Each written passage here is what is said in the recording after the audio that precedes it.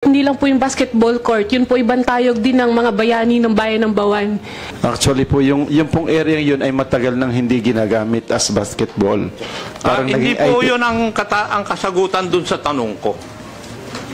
Ang tanong ko po kung may ginawa kayong proseso kahit na matagal nang hindi ginagamit before you can dispose of patrimonial property, meron po kayong susundin na batas. Nawala po yung buong, iba na po itsura niya. Tapos yung mga bayani po inilipat po sa kabila po. Solo position po ako noon. Alam naman po natin sa gantong usapan kapag po nagsosolo, wala pong saysay po ang boses ko. Sila mismo mag-set ng ordinances nila, sila din ang nagva-violate sa ordinance nila. Isn't it your duty and obligation before ratifying a contract entered into by the mayor to check the facts surrounding the case? Did you violate or the COA misinterpreted? Tama po yung interpretasyon ng COA. Oh, di mali kayo. Wala na po kayong munisipyo, wala pa kayong plaza. That time po. Opo. Alam ko na nag-loan kayo sa DBP, pero disapprove. Why? Because you lack the seal of good housekeeping and other requirements. Kailan na-approve yung loan ninyo na sinasabi mo kung totoo man yun? Remember that you're under oath. Pag mapatunayan ko na hindi ka nagsasabi, ikukulong kita.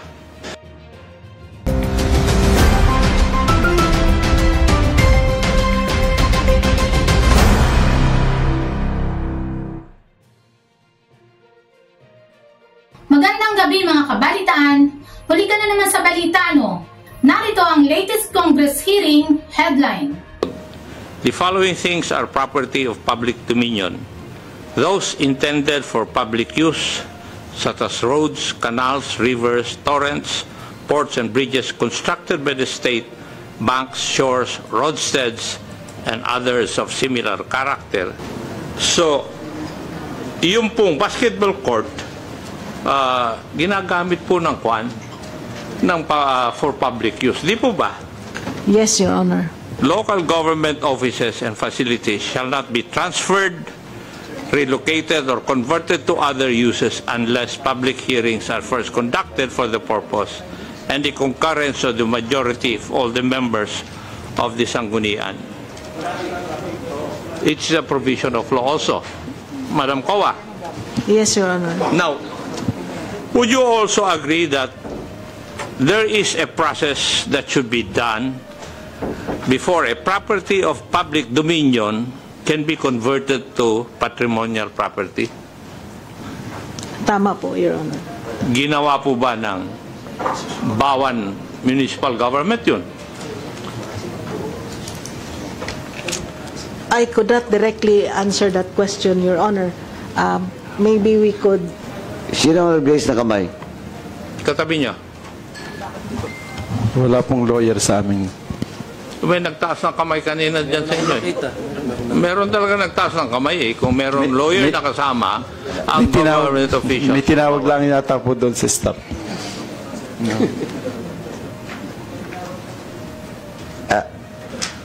Chairman Romy Acop, maybe we can ask the officials from Bawan, since may kasabihan po na ignorance of the law excuses no one, and they're there to precisely do administrative functions. Perhaps they can answer the questions of Chairman Romy Acop directly. Thank you, Mr. Chair. Thank you, Your Honor.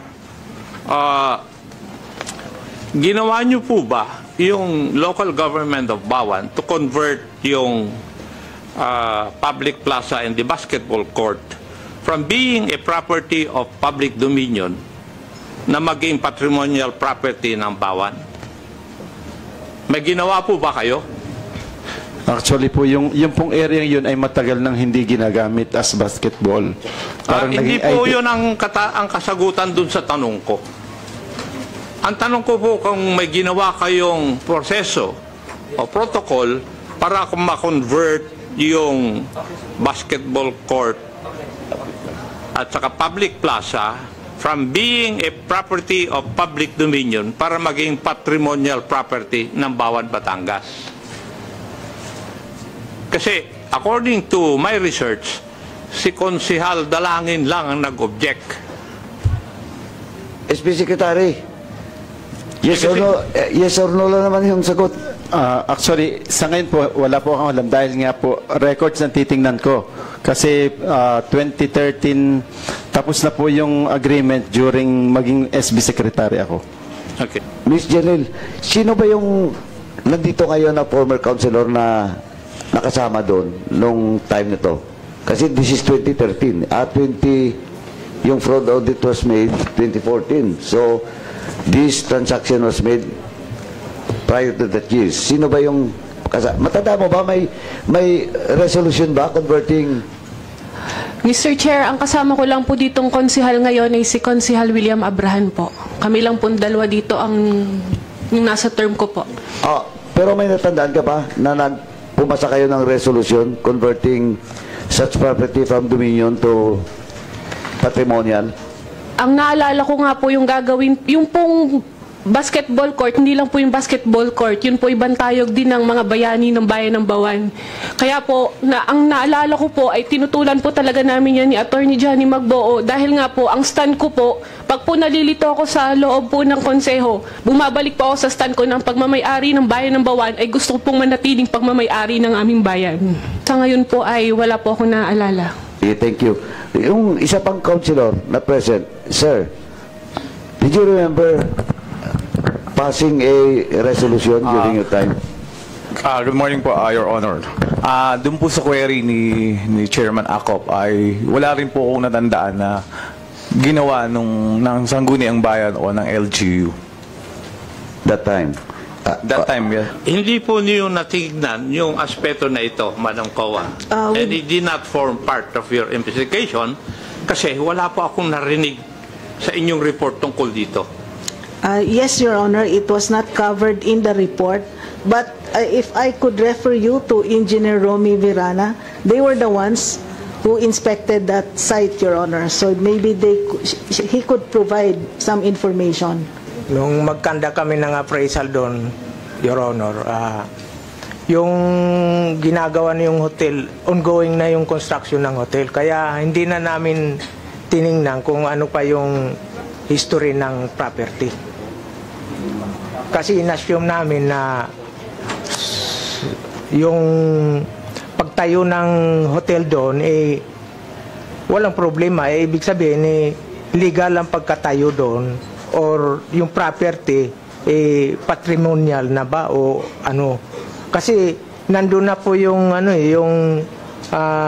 ongoing na yung construction ng hotel The statement of the Sangguniang Bayan na matagal nang hindi ginagamit.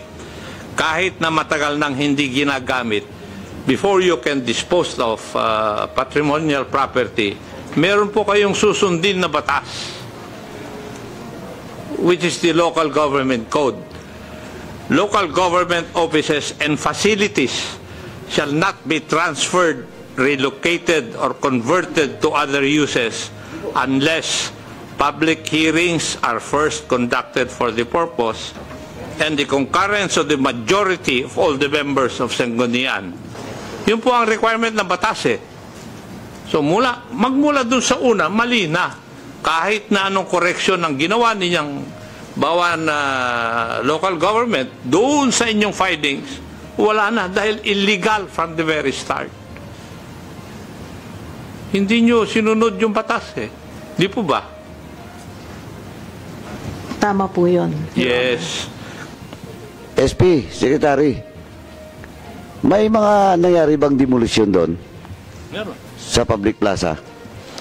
Actually, yun pong basketball court ay inilipat sa ibang location. Hindi. Tinatanong kita, siyempre, kung nilipat, may demolition nangyari. Tama? Yes po. Mayroon. Yes. Now, a while ago, ma'am, doon sa findings ba ng COA, na-establish ba kung anong mga na-demolish doon? Hindi namin po alam kung may demolition doon kasi nung magkaroon kami ng inspection, may ongoing construction na po yung hotel. Sa mga landmarks doon sa public plaza kanina, it was demolished ba? Nawala po yung buong, iba na po itsura niya. Tapos yung mga bayani po inilipat po sa kabila po. Inilipat sa kabila. Saan kabila? Sa Plaza Orense. Plaza Orense po. Katapat po. Katapat. Pero, so definitely, may nangyari doon na pagbabago doon sa plaza. Of course, kasi pinatayan ng hotel. Was declared as National Cultural Heritage. May problema po kayo. That's number one. SP, makinig ka muna. Yes, po. Second, if the public plaza exists more than 50 years, may problema din kayo. Because you have to get a certificate of clearance from the National Historical Commission. Maliban doon sinasabi ni Chairman Akop kanina, yung violation doon sa dalawa, local government code, eto, may problema pa kayo. Dito po sa report sa akin, kayo po lang ang nag-reject o umayaw doon sa idea o proposal. Mr. Chair, being honest po, that time po kasi ay wala din po kaming munisipyo noon. I mean, giba din po. So, yung thought po na mawawala din po ang plaza. Kaya po, hindi po talaga po ako noon. Wala na po kayong munisipyo, wala pa kayong plaza. That time po. Opo. Actually po yun ay nagpagawa po ng bagong munisipyong mas malaki. Same. Pero kumuha rin naman po kami ng clearance sa National Historical Commission. Kaya po na-preserve yung passage ng bagong dating munisipyo. Alam ko na nag-loan kayo sa DBP for 150 million. Tama. Pero disapprove. Why? Because you lack the seal of good housekeeping and other requirements. Kailan na-approve yung loan ninyo na sinasabi mo kung totoo man yun? Remember that you're under oath. Pag mapatunayan ko na hindi ka nagsasabi, ikukulong kita. Narito po ang aming municipal accountant. Mas alam po niya yung record regarding our financial statement. Ay, financial record. kayo po ang tinatanong ko eh. Ang alam ko po yun ay na-approve. Yung exact date lamang po ang hindi ko maalala. COA, did you look into this also? No. No, Your Honor. We just focused on the issues forwarded to the fraud audit team, Your Honor. We issued, of course, the notice of disallowance indicating all the persons responsible. At the same time, we forwarded the fraud audit report to the Office of the Ombudsman for the filing of appropriate charges. The issue of the Bawan Water Station and the Bawan Plaza were already filed with the Ombudsman. May I move that we write a letter to the Ombudsman asking ano po yung current status ng mga kaso kung meron man na i-file.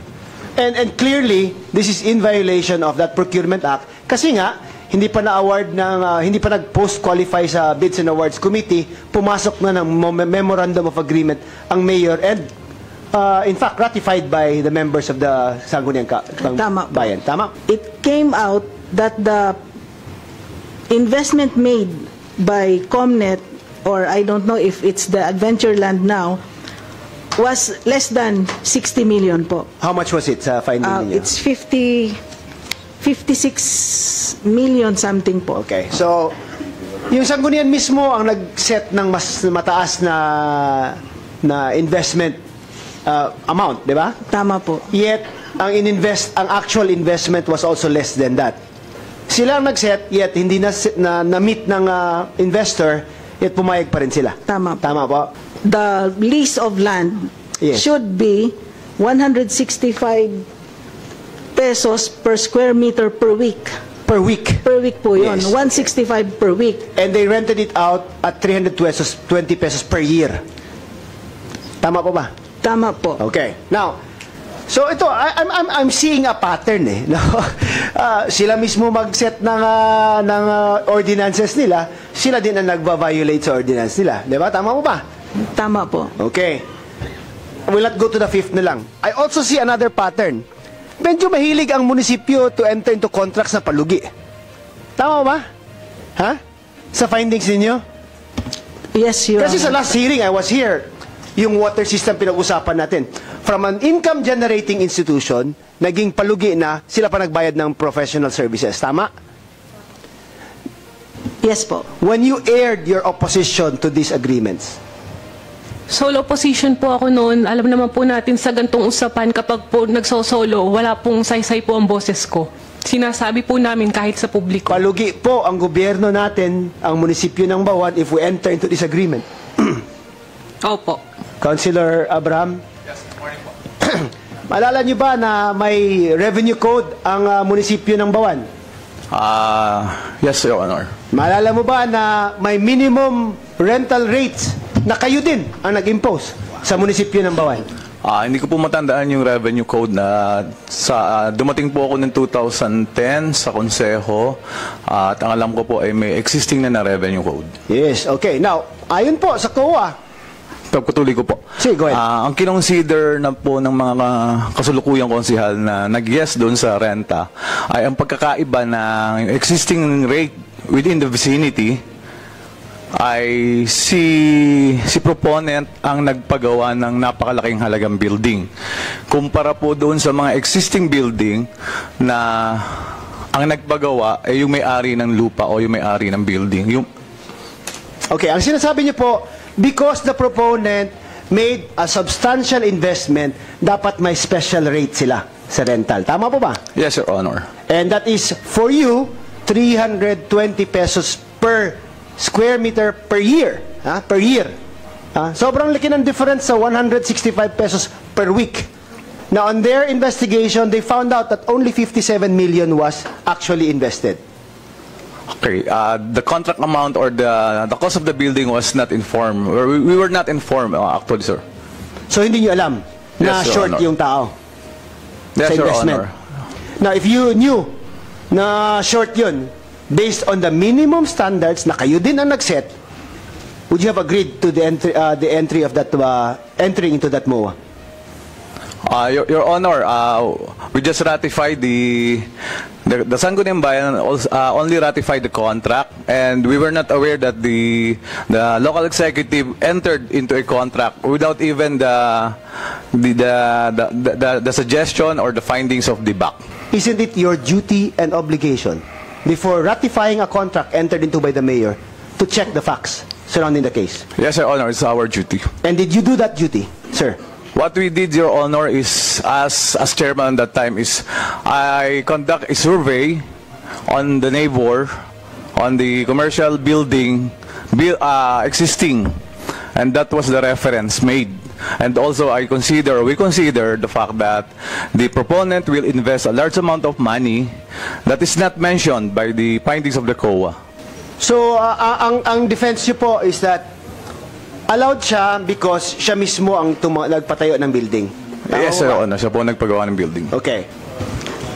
Based on the procurement law, Your Honor, it should be the BAC and the technical working group who should Precisely. identify the reasonableness of the bid price. Precisely, before they ratify it. In fact, it should be a condition precedent, no? Yes, sir. Mas magkaiba po yung opinion ng COA at saka ni Sangguniang Bayan. Ang sinabi mo, kaibang opinion ng COA at saka ng Sanggunian? Ng Sangguniang Bayan, sir. Pero isa lang yung batas. Ano po, sir? Pero isa lang yung batas na pagbasihan natin, Republic Act 9184. Yes, sir.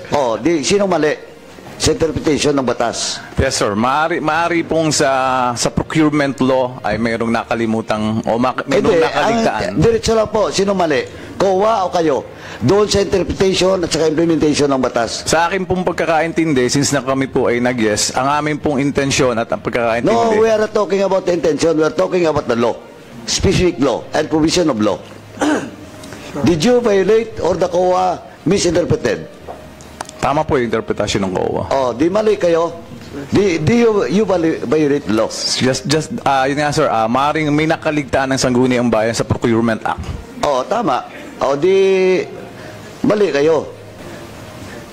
Yes, SP Secretary, you want to speak? Yes po.